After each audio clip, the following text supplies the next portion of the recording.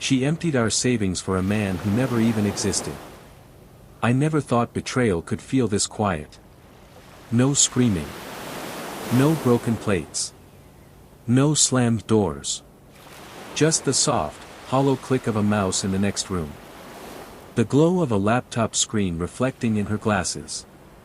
And that strange, absent smile she started wearing when she thought I wasn't looking. It started slow. As these things always do, I suppose. We were fine, or so I thought. Comfortable. Routine. The kind of marriage where you know what kind of coffee your partner drinks and what TV shows make them cry. Emily liked almond milk and old crime dramas. She cried during cold case reruns, every time. We'd been married 11 years. No kids, not by choice, but by biology. We made peace with that years ago.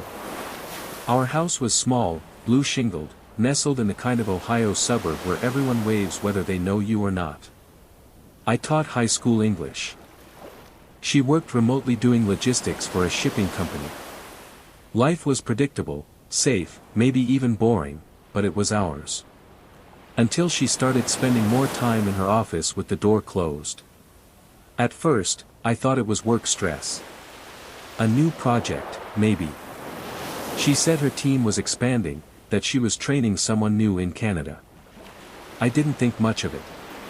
But then the laughter started. Low, intimate laughter. Not the kind you have on a Zoom call with coworkers. It was different. Soft. Private. I told myself not to overthink it. We've all got our own little bubbles of online life. Maybe she found a podcast she liked. Maybe her new coworker was just funny. But it lingered in my mind, that laughter. The kind I hadn't heard from her in months, maybe longer. One night, I passed by her office to grab laundry from the dryer. The door was slightly ajar.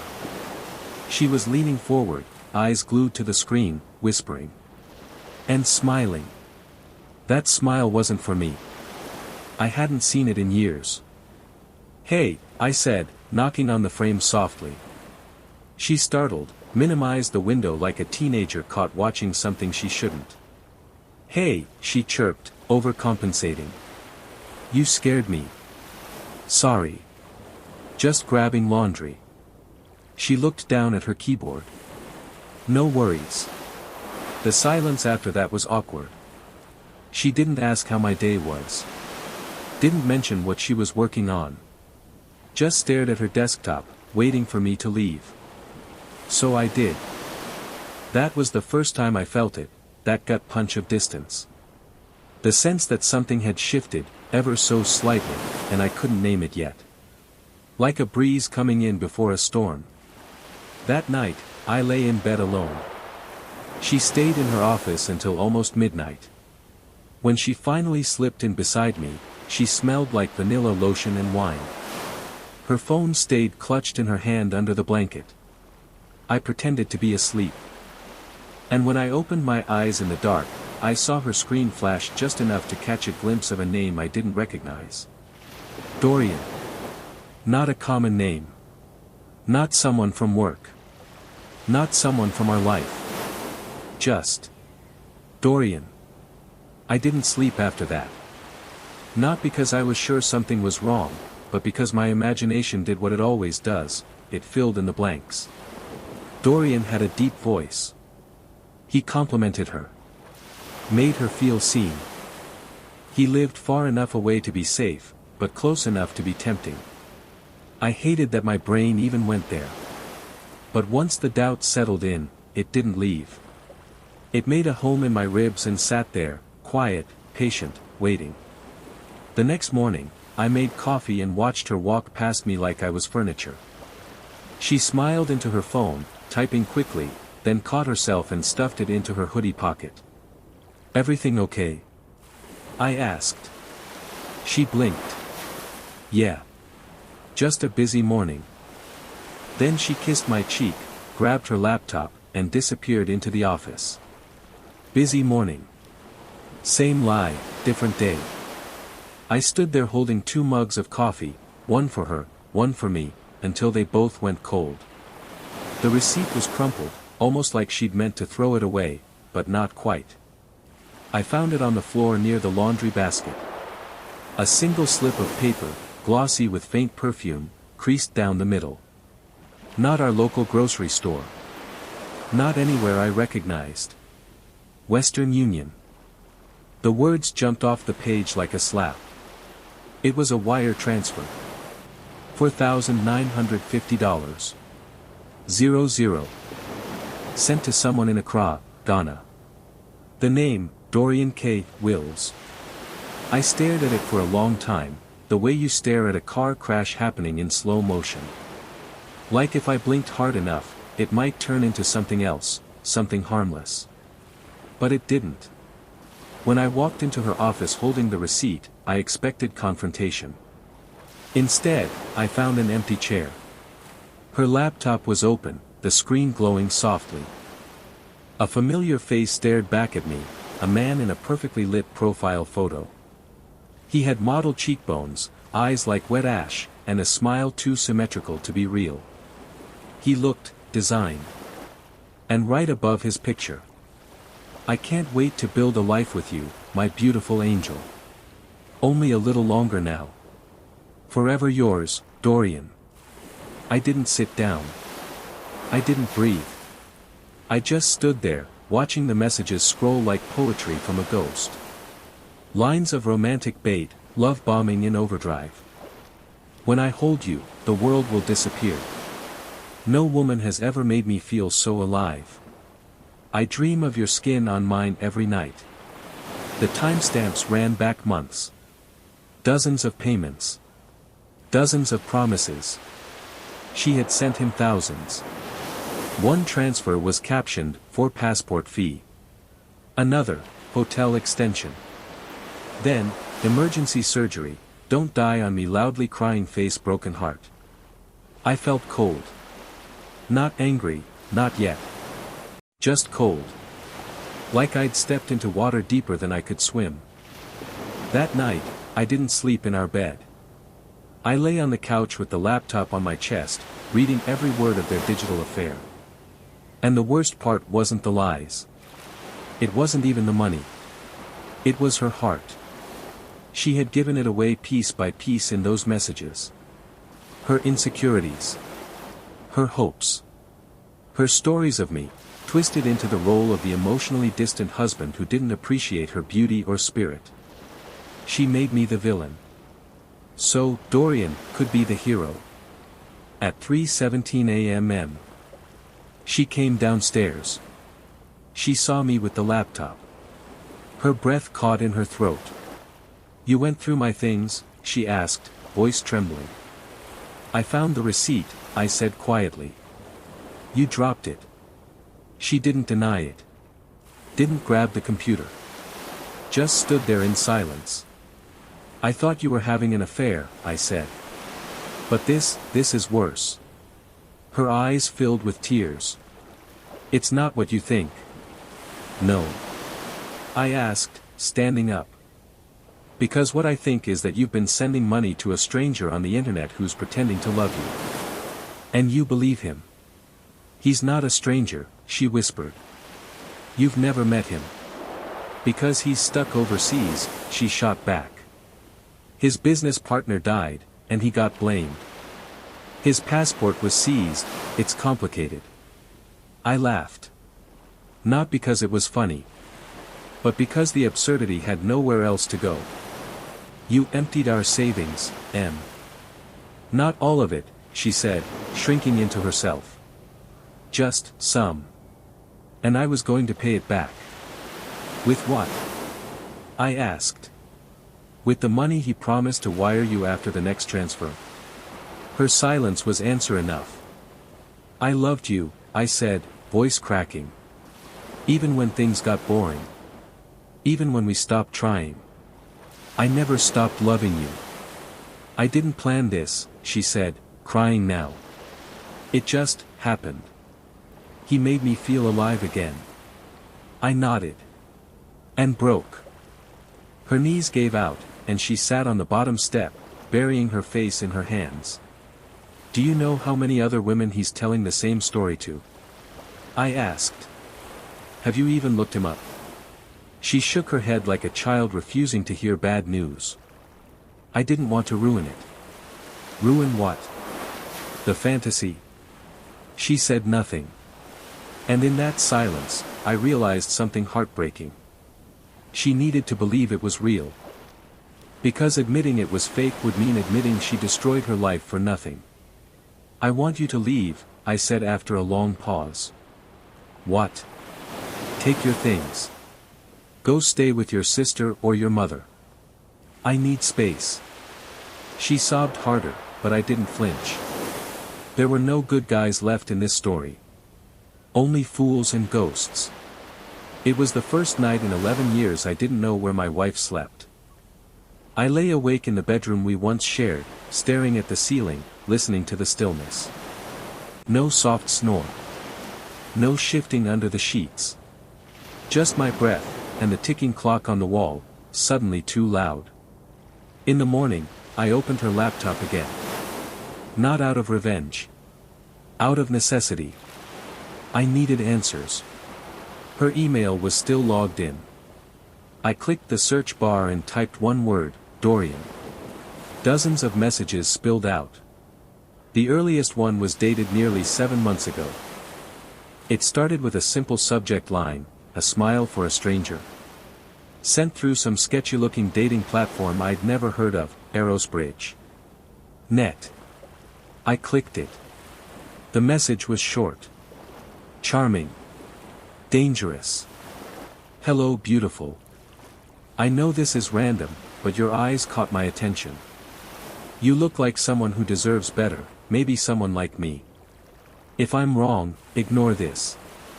If I'm right, write back. D. And she had replied. The first few exchanges were innocent enough. Flirty, but hesitant. She told him she was married. That she wasn't looking for anything serious. He responded with empathy, patience, fake wisdom. Marriage can be a prison, darling. You don't have to be lonely just because you're loyal. By week 2, he was calling her angel. By week 4, he was falling. By month 3, he said he loved her. And she said it back. My hands trembled on the keyboard. I wasn't just watching infidelity. I was watching indoctrination. A script. Every word he wrote was perfectly tuned to her vulnerabilities. When she confessed that I'd grown distant, he doubled down. He doesn't deserve your light. When she said she'd always wanted to travel, he painted pictures of Paris, of slow mornings in bed, of her laughter echoing down foreign streets. He knew what she needed to hear. And she gave him everything. Photos. Our home address. Her schedule. Her insecurities. Her trust. I opened one message from 2 months ago. Baby, I hate asking this. But the banks here are still freezing my account until I resolve this legal mess. I just need $2,000 to cover the hotel this week. Once I'm back in the States, I'll pay you back tenfold. I swear. I'll take care of you like no man ever has. And then her reply. Of course, my love. I'll send it today. Please be safe. I'm counting the days until we can be together. I felt sick. How many times had she walked past me, kissed me goodbye, cooked dinner, while wiring money to a ghost? I grabbed my phone and called Jake. Jake's one of those friends who never asks why, just how fast. He's worked in IT since we were teenagers and has a moral compass flexible enough to bend under the right circumstances. Can you find someone? I asked. If all I have is a name and email. Jake sighed. If he exists, I'll find him. Send everything you've got. 2 hours later, he called back. You're not gonna like this, he said. Hit me. There is no Dorian K. Wills. Not really. The photos? Stolen. Belonged to some European model named Mateusz K. I found his Instagram. Completely unrelated. The guy lives in Warsaw and has no idea he's been used in a dozen romance scams. I clenched my jaw. So it's a fake. Completely. But the IP addresses from the emails, that's where it gets interesting. They ping from Nigeria. Lagos, to be exact. Same with the money pickup locations from the Western Union transfers. Jesus. Jake continued, there's a whole scam ring operating there. Romance fraud is their specialty. They work in teams. Sometimes one guy runs 5 or 6 fake profiles. It's a business. So she never loved a person, I whispered. She loved a system. She loved a fantasy, Jake said gently. That night, I printed every email. Every photo. Every transfer receipt I could find. I put them all in a folder and left it on the kitchen table. Just in case she ever came back. She returned on Thursday. I heard the key turn and the door creak open. I stayed in the living room, pretending to read. She paused when she saw the folder. What's that? She asked. Proof. She didn't move. Didn't speak. I looked at her, really looked. And for the first time, I didn't see betrayal in her eyes. I saw humiliation. She opened the folder slowly. Her hands shook as she flipped through the pages. Is this all real? I nodded once. He's not who you think. He never was. She sat down. Tears spilled silently down her cheeks. He said he loved me, she whispered. He said what you wanted to hear, I said softly. That's what they do. I thought I was special. I said nothing. What could I say? She buried her face in her hands. I was going to leave you for him. I know. And now? I have nothing. She looked up at me, broken. You have a choice, I said. You can keep chasing ghosts, or you can come back to reality. But reality hurts. She didn't reply. We sat in silence, two people mourning different things. Her, the fantasy. Me, the truth. She didn't come back that night. Not really. Her body was in the house, her bags by the door, her coat hung up neatly like she still lived here. But her mind, her spirit, was somewhere else. Somewhere between grief and denial. She sat at the kitchen table until after midnight, still holding the folder like it was a newborn that had died in her arms. She didn't cry anymore. There were no tears left. I watched her from the hallway. The woman I married had always been grounded. Practical. She read food labels. She did the taxes in February. She made lists and color-coded calendars. But this version of her, this hollow-eyed silhouette, had fallen for a lie so grand it had ripped the seams of our life apart. And I didn't know how to hate her. I wanted to. God, I wanted to. But anger was easy. And this was something worse. This was grief with no funeral. In the morning, she was still there, in the same chair. Her eyes were red, her voice barely audible. I googled romance scams, she said. I nodded, unsure if she was talking to me or to the wall. They said it happens to lonely people. Vulnerable people. Widows. Divorced women. She looked up, finally. But I wasn't lonely, was I? I didn't answer. She waited a moment, then looked down. I guess I was lonelier than I thought.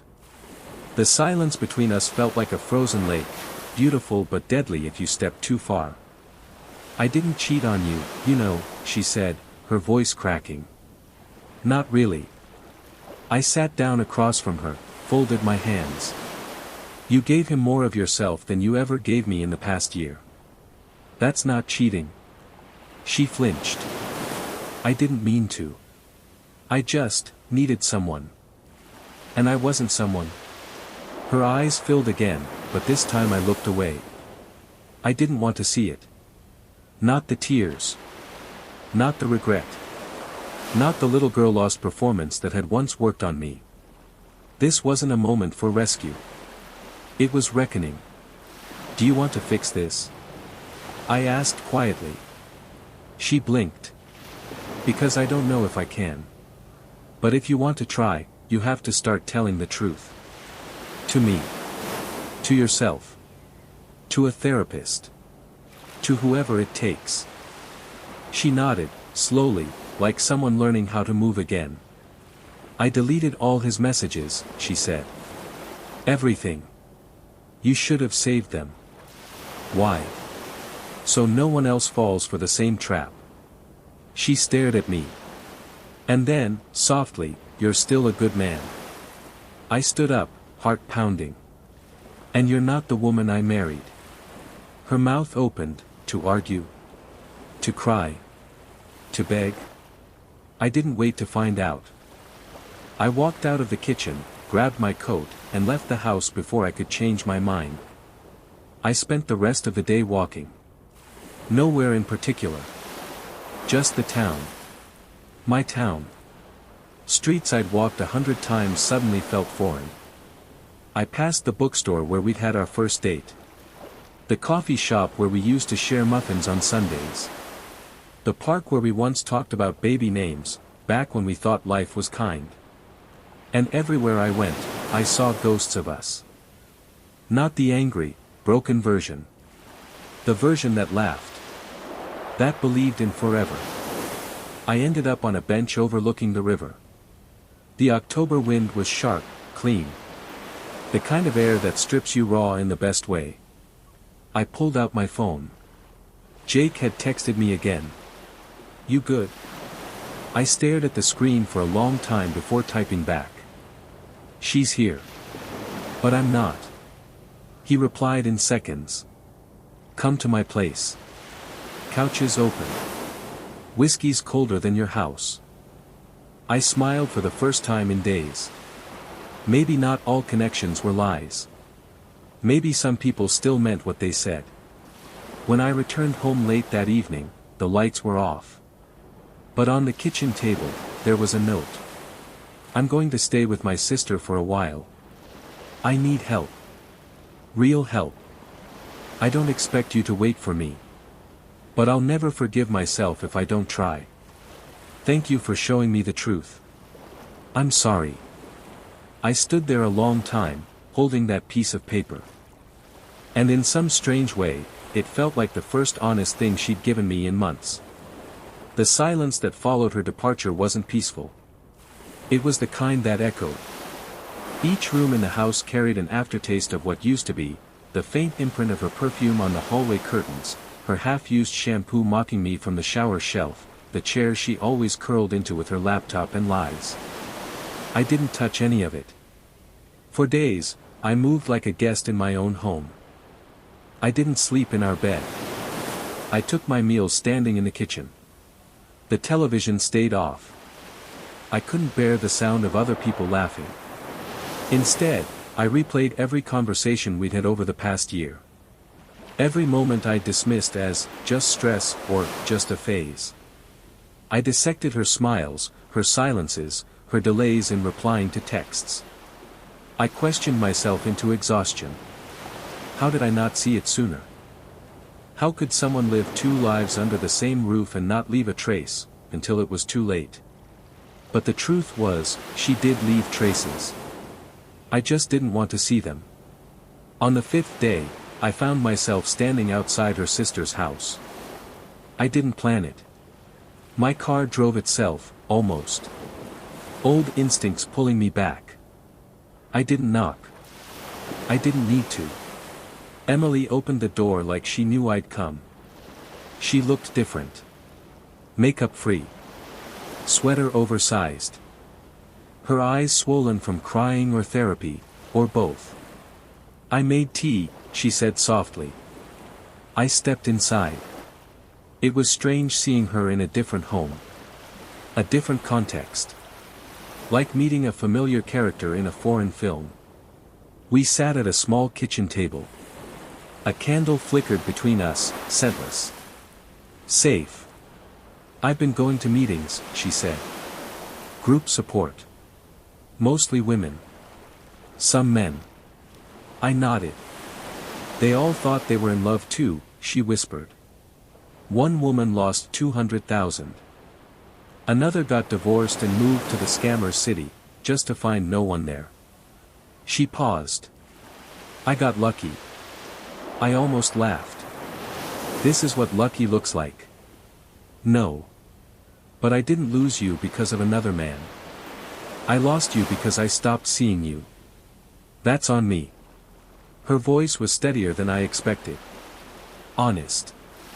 And for the first time, I saw the person she used to be. The one I fell in love with. I've been trying to remember when we started losing each other, I said. She didn't answer right away.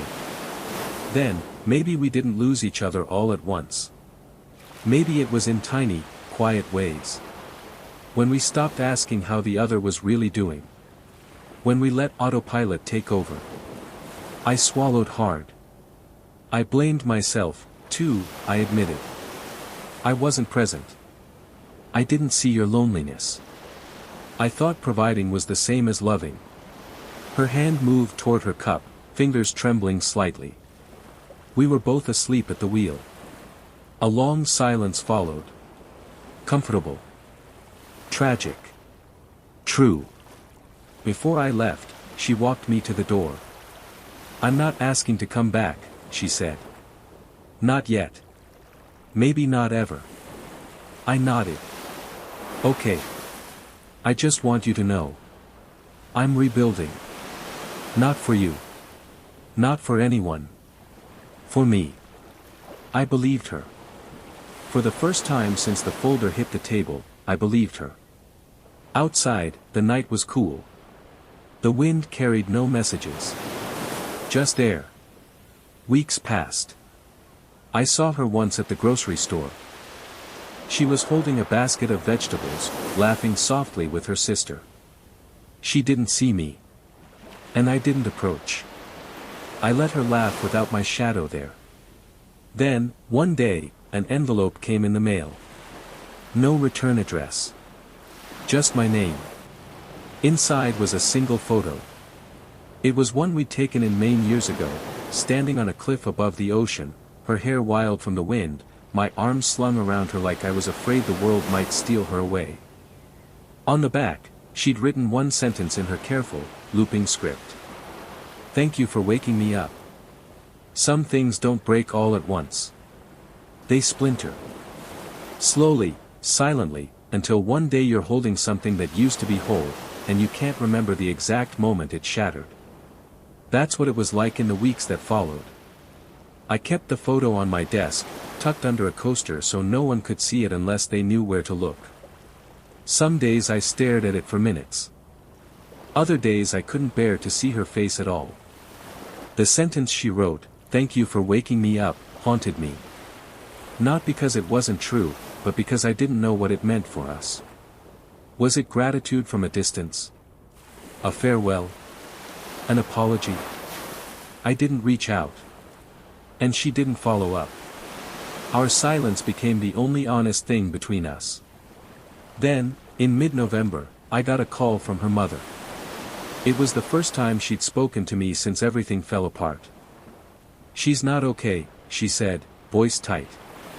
"She pretends she is, but she's not sleeping. She flinches at every phone notification. She checks her email at 3 a.m., like he might still write." I closed my eyes. She knows it was a scam. She knows. But I think part of her is still waiting for it not to be. "What do you want me to do?" I asked gently. "Just remind her who she was before." I didn't answer. Because the truth was, I didn't know who that woman was anymore. That night, I wrote her a letter. Not a love letter. Just a moment of truth, on paper. You were not foolish for wanting to be loved. You were not weak for needing to feel seen. But you were wrong to look past me to find it. And I was wrong to let you drift without anchoring you. We both abandoned the same house, just in different ways. I didn't send it. I folded it in half, slid it into a drawer, and left it there. Some words are meant to be written, not delivered. Thanksgiving came. Then December. I spent the holidays alone. Politely declined every invitation. Decorated a little. Not much. One string of lights across the porch. One ornament, a ceramic lighthouse we bought during a road trip to Oregon, on the tree. I didn't hear from her. Until New Year's Eve. My phone buzzed at 11:58 p.m. A single text. Still awake. I stared at it. The world around me was counting down. Fireworks cracking in the distance. Neighbors shouting, music blaring. I typed back one word. Yeah. A pause. Then. Me too. I'm not calling to fix us. Just, didn't want to be alone in this minute. I hesitated. Then sent. You're not. We didn't speak after that. No call. No follow-up. Just those few quiet, shared seconds as one year bled into another, not as husband and wife, not even as friends. Just two people who once loved each other, sitting in the ruins of what used to be, trying to find warmth in the ashes. A new year doesn't erase anything. It just puts distance between the wound and the present tense. I started running again. Not for fitness, for rhythm. For distraction. For the way cold air burned my lungs and reminded me I was still alive. Each morning, I traced the same path through our neighborhood. Past the bookstore. Past the river. Past the house with the wind chimes that used to annoy her and now made me pause every time they sang in the wind. The photo she'd sent still lived under my coaster. I didn't move it. But I stopped looking. Something had shifted inside me. Not closure, that word felt too neat, too cinematic. But something quieter. Like acceptance with rough edges. In February, I saw her again. Not in the store this time. At the park. She was sitting on a bench, watching a dog chase a red ball across wet grass. Alone. Wrapped in a thick brown coat. A wool hat pulled low. She looked smaller than I remembered. Softer. Not fragile, just reduced. She didn't see me. I almost walked away. But then she turned, eyes scanning the trees, as if she felt something. And our eyes met. There was no smile. No wave. Just recognition. And something heavier than nostalgia. I walked over, slowly. Sat on the opposite end of the bench. No words at first. Just the sound of birds, a couple arguing in the distance, the slap of a tennis ball on someone's racket behind us. Finally, she spoke. I still dream about him. I didn't respond. He never had a voice in the dreams. Just a presence. Like smoke that smelled like safety. She laughed bitterly. Isn't that stupid? Dreaming of someone who never existed. I looked at her. Everyone dreams of something that lies to them. She blinked. I continued, some people call it hope. Others call it faith. You just happened to fall for the kind that had a price tag. Her lips quivered. I still check my email sometimes, she admitted. Not because I want him back. But because I want to see the lie one more time. To remind myself why I walked away. I nodded slowly. Do you? Not lately. We sat in silence again. The dog barked wildly at a squirrel. A kid nearby screamed with laughter. And then, quietly, she said, I don't want to be the woman I became. You're not. She turned toward me, eyes wide. You don't get to say that. Maybe not, I said. But I do. Because I knew you before. Her breath caught in her throat. And because I'm learning how to be someone else too. We didn't hug. Didn't make promises. Just sat there. Two people bound by what broke between them. When I finally stood to leave, she said, "Do you think we could ever be anything again?" I looked at her. Not like someone I missed. But like someone I once knew in another life. And gently, I said, "I think we already were everything we could be." She looked down. Tears shimmered in her lashes. But she didn't cry. That night, I returned home and did something I hadn't done in months. I turned on music. Lit a candle. Cooked myself a real meal. And when I sat down at the table, alone, I didn't feel empty. I felt honest. Spring came quietly. Not with fanfare, but with slow mornings that didn't hurt as much, with windows I finally opened, and bedsheets that no longer smelled like absence. Life, as it tends to do, moved forward. I repainted the living room. Not because it needed it, but because I needed it. Something about rolling over those old beige walls with fresh, cold blue gave me a feeling I hadn't had in months: control. Renewal. I started talking to people again. Real conversations. Not the kind where someone asks, "How are you?" and you say, "Fine," with a smile that fools no one. No, I started saying things like, "Lonely, but getting better," or "Still figuring it out," and people would nod. Not pity me. Just understand. There was peace in honesty. There was freedom in admitting pain didn't mean failure. One Sunday morning, I opened the drawer. The one with her photo. I hadn't touched it in weeks. But that day, I pulled it out and looked at it with new eyes. Not nostalgia. Not ache. Just awareness. That version of us, the couple smiling on a cliffside, wind in our faces, laughter still echoing, they were real once. And they were gone. I flipped the photo over, reread her handwriting one last time. "Thank you for waking me up." Then I picked up a pen. And for the first time in this entire storm, I wrote my truth, not in a message, not in a text, not in a voice left echoing in an empty room, but in a letter she would never read. Emily. You weren't the only one who was asleep. I drifted too, into routines, into comfort, into the safety of assuming we'd always find our way back to each other. And when you disappeared into someone else's fantasy, I thought I'd lost you to another man. But really, I lost you to a version of yourself I couldn't reach. I won't pretend it didn't hurt. I won't pretend I forgive you completely. But I do hope you're okay. I hope you laugh again, the way you did before you looked at a screen and believed love could be typed into being. I hope the next person you become is someone you're proud of. And I hope, someday, when the shame fades and the wounds scar over, you look back at us with gratitude. Because despite everything, we were real. For a while. And that matters. I folded the letter, slid it into the envelope with the photo, and sealed it.